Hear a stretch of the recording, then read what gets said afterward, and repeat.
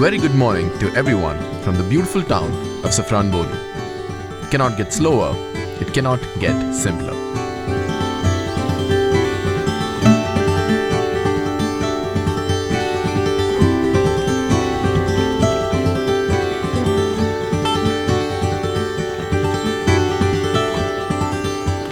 What's up everyone, or marhaba as the Turkish people say. Welcome to this magical heritage town of Safranbolu.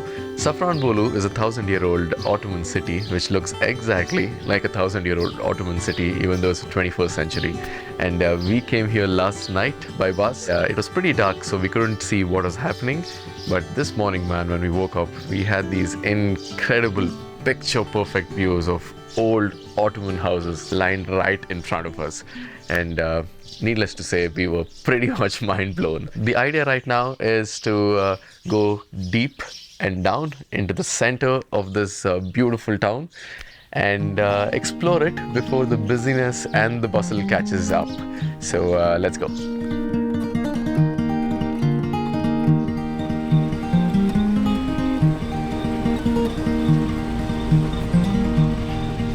I was just a boy and I traveled on.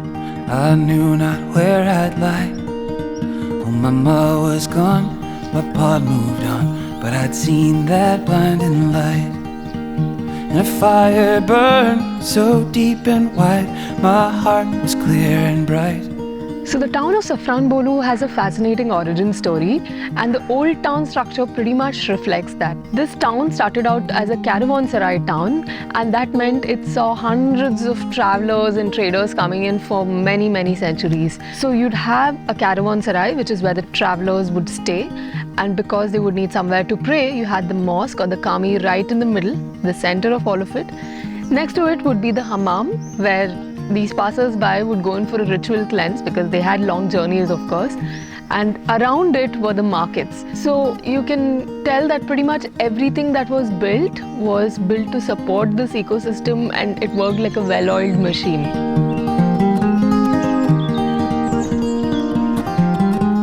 So the first thing that anybody notices when they come to Safranbolu are these beautiful houses, and they've got a really nice story associated with them. These houses were actually built by wealthy Ottoman traders back in the day, and wealthy people being wealthy, they wanted, all of them wanted nice views for themselves.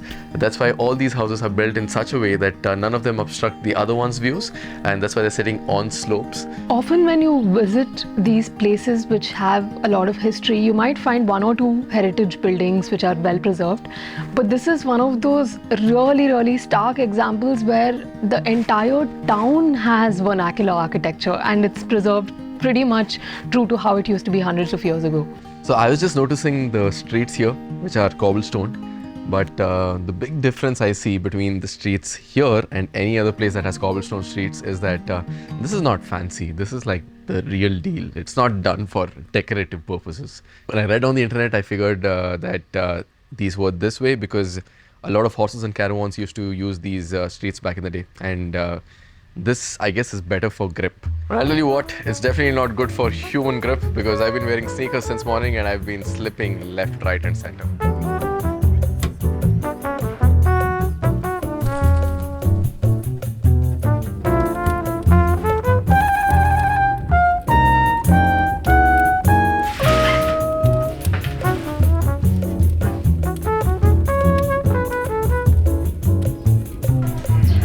We were walking past this Simit Firni, which is like a bakery, and one thing we couldn't resist is the smells of fresh baking coming out from the oven early in the morning, and so here we are. It's as fresh as it can get, man. It just came out of the oven like 5 minutes back. What I love about Safranbolu is that the people here are like super friendly, and especially for introverts like us, when we're just walking around, people call us, talk to us, ask us where we are from, and then they're like, why don't you come and film what we're doing? So it really makes us as travelers feel super comfortable and makes us want to come here back again.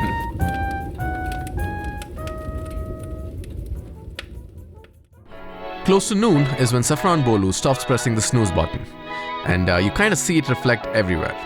the light almost improves by about a few stops, the locals come out and get their first hit of caffeine.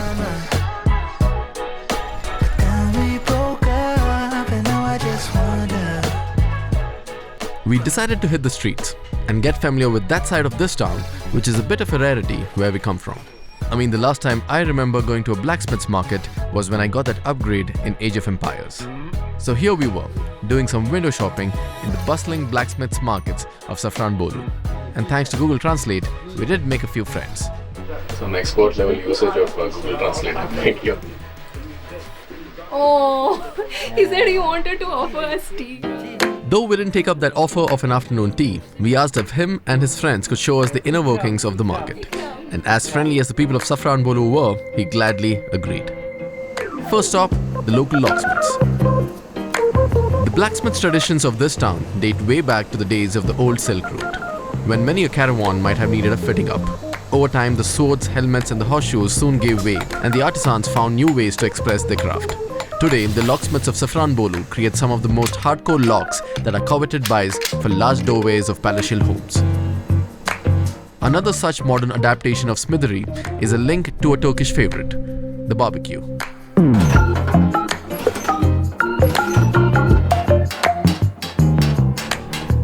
I love the people here. They're just so kind and so good-hearted.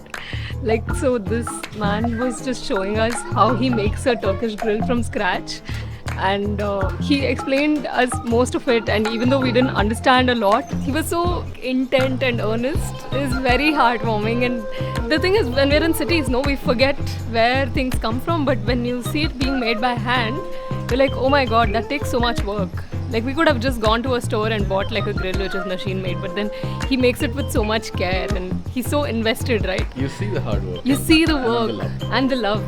He was way better than our engineering teachers when it comes to how methodically he showed us how the welding is supposed to be done. So, Well, all that hard work, or rather watching all that hard work, definitely left our tummies crumbling. It was time to dine like good old Turkish merchants, in a caravanserai of course.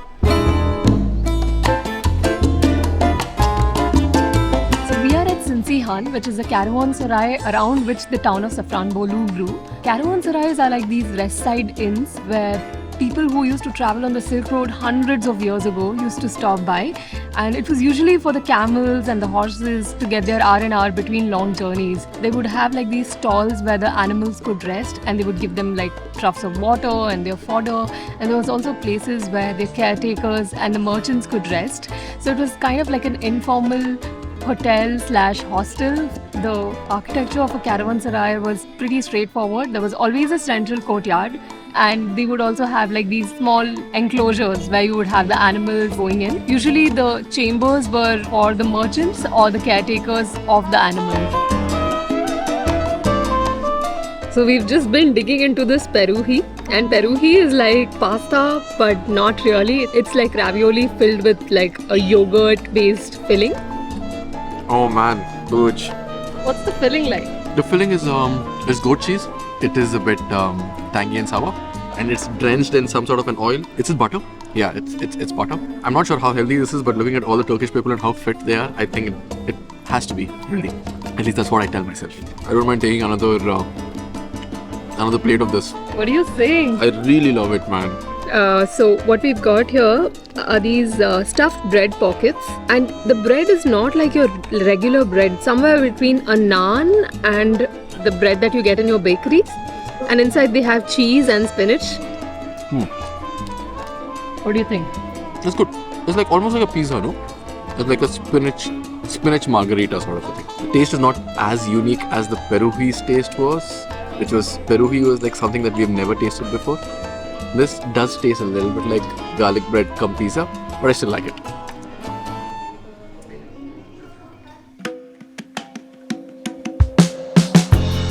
Evenings are when the streets start to fill. And after that last meal, it only felt fair to burn some calories with a nice little culture trip. We started off by taking in a bit of the local lavender. Have you ever watched the sunrise from your doorstep? Did a fair bit of people watching, absolutely guilt-free. Ever heard tomorrow call your name? tried some exotic perfume that we couldn't afford, Strong. and then got a lesson about the right way to savor the Turkish coffee. There's a whole ceremony around the drinking of the coffee. First drink water for cleaning your mouth. After drink coffee and eat Turkish delight and drink blackberry juice for tasty mouth. That's the right way to do it. Teşekkürler. Because the Turkish coffee has powder. It talks about coffee powder. So if you don't drink it right, then you get the dregs. You're supposed to sip it so that the dregs are left out. We then continued our culture trip by shopping for some local handmade Turkish toiletries. I'm not even into soaps, man, and I'm buying soaps. Something nice about the way they smell. Yeah, we're taking 2 of these. Yeah. Then we went to one of those tourist gift shops, bought a few goodies for our friends back home. And the final stop was at a Turkish delight store. Saffron and pistachio. Oh, okay. This has saffron and pistachio in it. Yeah. And it's only customary if you're in Safranbolu to have something that's saffron flavored. That's good. In the last few years, we've come to realize that random strolls and small towns are one of the sweetest combinations for those curious travelers amongst us. Because you always strike gold. It might come in the form of, say, the rickety bridges of Cedarman's villages, or that troll hunt we did in the sleepy small towns of Iceland. Well, for Safranbolu, it manifested in the form of an artist, or maybe a friend, or in his own words, the most charming person in all of Safranbolu.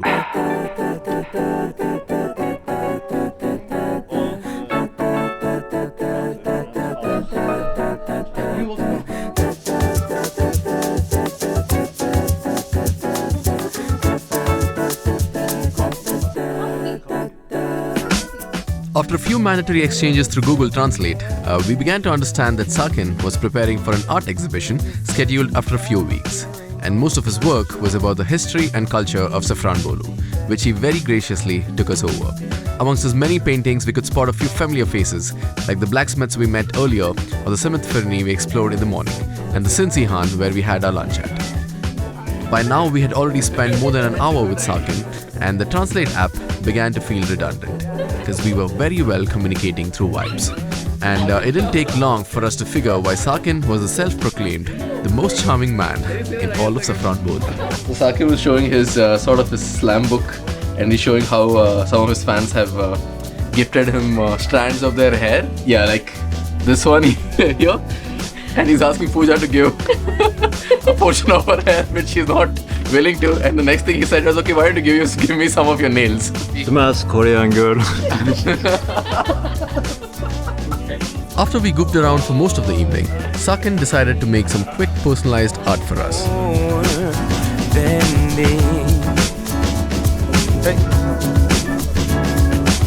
I wanna trust that that's what I'm saying. We had almost spent the entire evening in Sakin's art studio, and it was time for us to move on.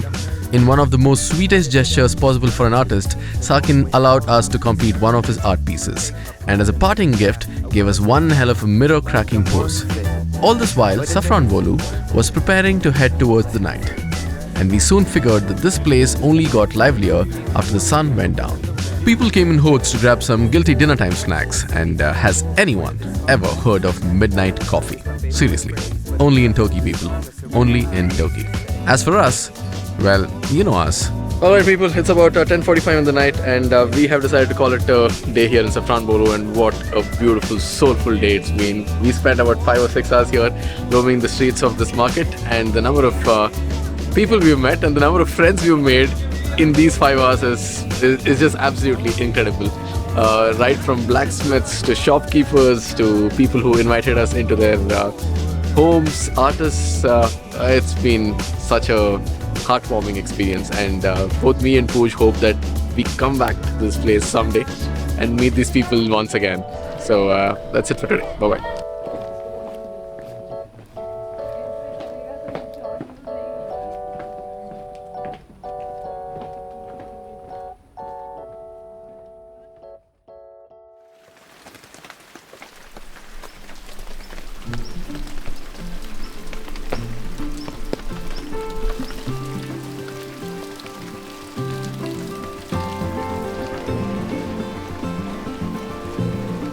It was our last day in Safranbolu, and the weather had turned. Now, the rains usually are not the ideal for us travelers, but there was something about this town and the raindrops. It felt like Safranbolu had taken the persona of a quintessential introvert on a quiet Sunday morning, tucked into that warm blanket with its favorite book, with its furry little friends sleeping right next to it.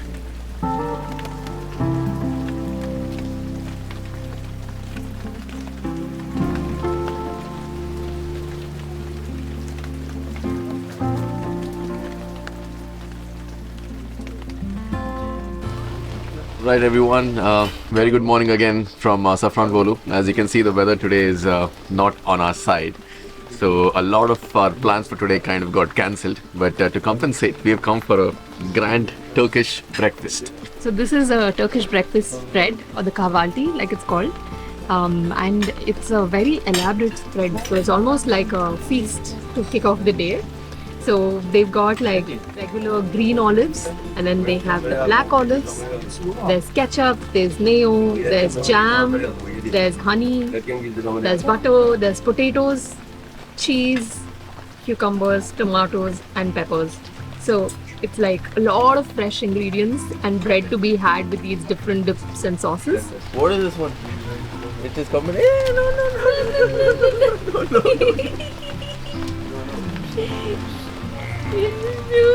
Well, for me, the star of a Turkish breakfast is the minimum, which is basically a scrambled egg mixed with some red peppers, capsicum and tomato. And I absolutely love it because it's just the way I like it. A lot of tang and a lot of eggs.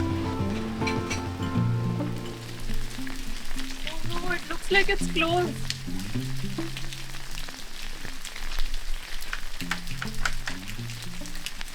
It's closed. So we came here to meet Sakin, a friend from yesterday, but then it looks like he's not come, maybe because it's raining or I don't know. So I guess we'll have to go without saying bye.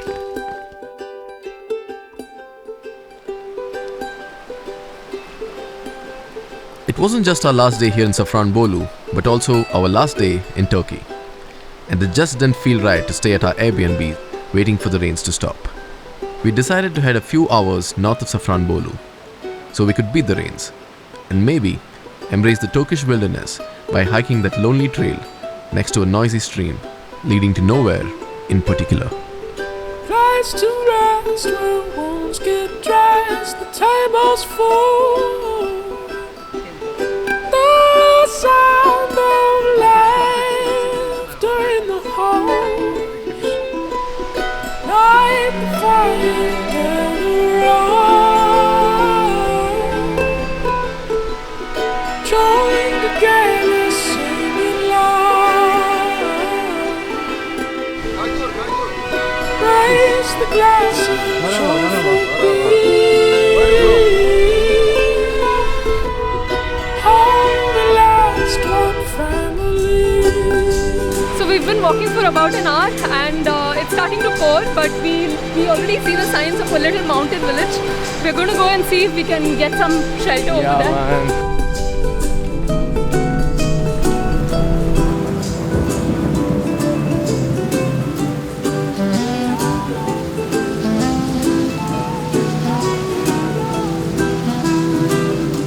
Okay, so I guess we'll have to stop filming now and keep the camera inside, and we'll head to the village right now. And if it stops raining there, maybe we'll continue. Otherwise, I guess that's it for this episode. If you loved what we did, then please do consider subscribing to this channel and leave a nice little comment. It always makes our day. Till we meet you again in the next episode, bye-bye.